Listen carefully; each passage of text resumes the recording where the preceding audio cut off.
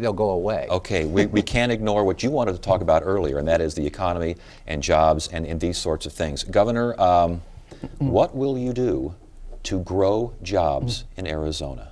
Well, we have a wonderful story. First, let me begin by saying that under my administration, we have already brought thousands of jobs into Arizona and millions of dollars in capital. I did, as my first act as governor, was to put a moratorium on all rules and regulations so that businesses that are looking at Arizona, coming to Arizona, would know that there would be predictability so that they would know exactly what they were dealing with, and to help those businesses that are already here. I've established the Commerce Authority of putting leading CEOs and presidents of companies along with the private sector so that they can go out and bring us into a 21st century approach. I believe that it's important that everybody understand that I put money into a job training fund and a job closing fund. And then I think that we have to very seriously look at the tax structure. We need some tax reform to make us more competitive with California and Arizona, corporate income tax and corporate property tax to make it more comparable. Well, Jan Brewer's been in office for 20 months, and I think the idea of a Commerce Authority is a good one. But it took 18 months for her to even announce it, and then they have their first meeting on the 24th of September. That is not the way you respond to an emergency. You respond to an emergency with all hands on deck. You go immediately after reforming our tax code to make it more competitive so that the businesses are attracted to Arizona. You do everything in your power to make it absolutely imperative that jobs come first, and that is not what she's done. And you stop saying things that are untrue that defame our state, like there are beheadings in the desert or that Arizona is a violent place, when we have 30-year reduction in violent crime in our state. Our men and women of law enforcement have done a great job, and it's time we recognize and thank them and not tore them down. Larry, jobs in Arizona, what you going to do? Very simply, increase the involvement in industrial bonds to help directly create job for job. We bring $1 in, we need to make sure we're going to create jobs here. We need to look at creating manufacturing jobs. We need to get back to the basics in terms of our structure, and in terms of providing manufacturing, not just buying from somewhere else and assembling here, but build them here, and utilize a lot more of our resources as a state in terms of the industrial bonds, and giving, but more importantly, giving some direction and leadership to the markets and to the credit markets that we have a direction, we're going forward, that we can get past Senate Bill 1070. I couldn't disagree more, because I think government is what screws everything up. Part of the problem is that 90% of the jobs created historically have come from the private sector.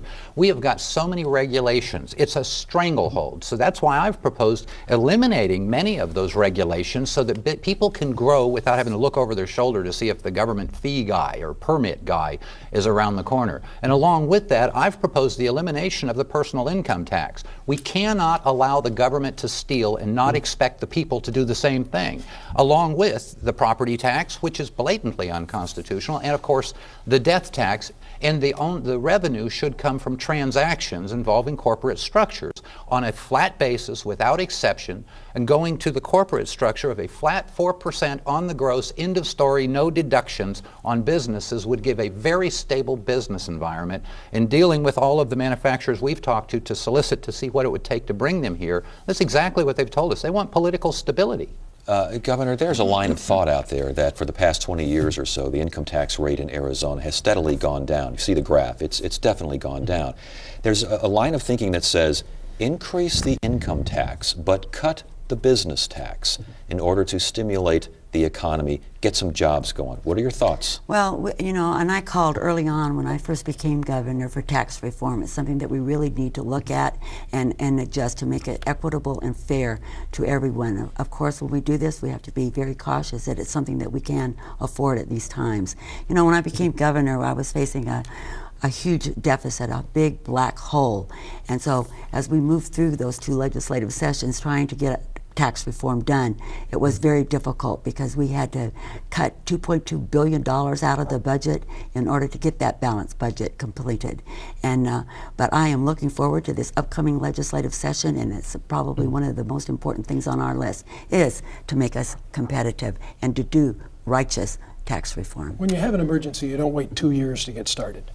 When you have an urgent need to bring jobs to the state of Arizona, you don't wait until the next legislative session. Actually, that would be your third before putting a jobs plan on the table, before putting tax reform to make us more competitive on the table. That should have been done immediately. It needs to be done right now, if possible in a special session right now, because Arizona is hurting badly. 128,000 jobs have been left this state while Jan Brewer has been governor. We're number one in the nation for job loss. That's an emergency. That doesn't allow you to wait and deliberate. You've got to put all the folks in action. It's good that I put out an emergency action plan. It will bring 300,000 jobs into the state right away, and we need to start that kind of emergency action. Please.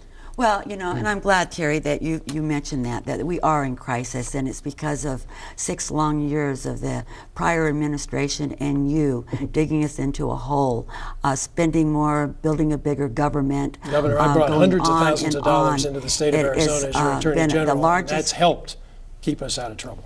It has been the largest crisis that Arizona has ever faced, and we have done a good job at turning it around. We have brought thousands of jobs into Arizona. We have brought millions of dollars into Arizona on capital assets, and we will continue doing that at very difficult times. Well, the trouble is you've lost hundreds of thousands of jobs. They are eroding our state. Our kids today don't even think about coming to Arizona to start their career because they don't believe there's any opportunity here, and we're leaving one very important item off the table.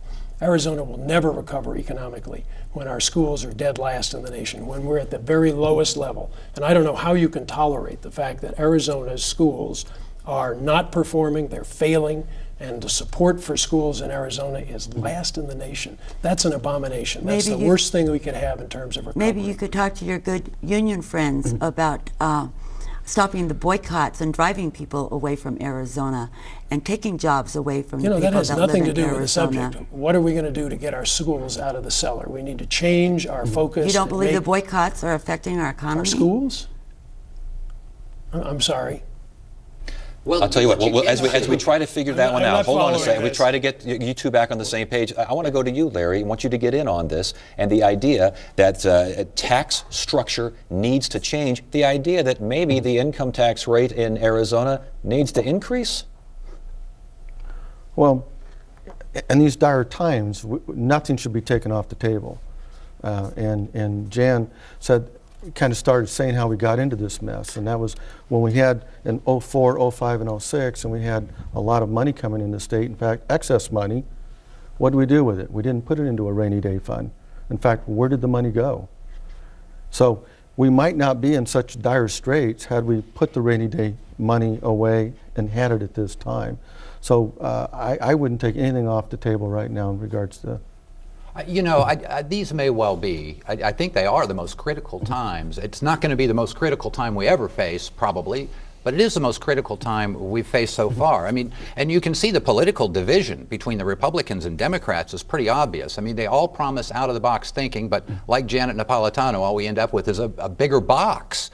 And that's what's important to understand, that the people of Arizona should know that I represent the governor who will represent you, not preserving the administration. I mean, we saw a property tax, or the Prop 100 that Jan was all excited about to raise $3 billion, I believe, but that was foisted on people during a depression to cover up that they simply overhired. We've got to pare government down and make it smaller. We've seen 70 million hidden in the budget that's coming up on property taxes, while facing $750 million coming due this month that nobody wants to talk about, but that means more taxes on top of the Obamacare that's going to be 3 waves of the largest tax increases in history in the worst economic times imaginable. Governor, respond to that, please. Well, you know, Proposition 100 was overwhelmingly supported by the voters here in Arizona, and I led that campaign, and I believe that they understood the problem and the issues, and I believe that they listened to Jan Brewer, believed me, trusted me because of my long record in public service, and it was the right thing to do. And doing the right thing always means doing the hard thing. And that is unfortunate that they fell for that, because the reality is the taxes didn't help. These guys are all trying to preserve the state administration, and as the ship of state of Arizona starts sinking, the difference between us is going to be obvious. I want to save the people. They want to save the boat. Let's face facts here. Prop 100 was supported by parents and teachers and just folks all across Arizona because they felt it was a desperate situation. $1.1 billion had come out through of K-12 education because of Jan Brewer's cuts. So they knew that any more cuts would be devastating to public education in Arizona. And they came out and they did what they had to do to put Prop 100 into effect. But for Jan Brewer to take credit for somehow saving education with Prop 100 is like taking credit for saving somebody from the water when you're the ones that pushed them in. You can't say you saved them from drowning when you're the one that pushed them over the side. You know, that's interesting, Terry, because, you know, and it's somewhat fascinating because I got involved in politics because of education, because I understand just how important it is to our state and to our country. It's the future. And I did lead the campaign because if I hadn't have done that, education would have been decimated. It was tough times.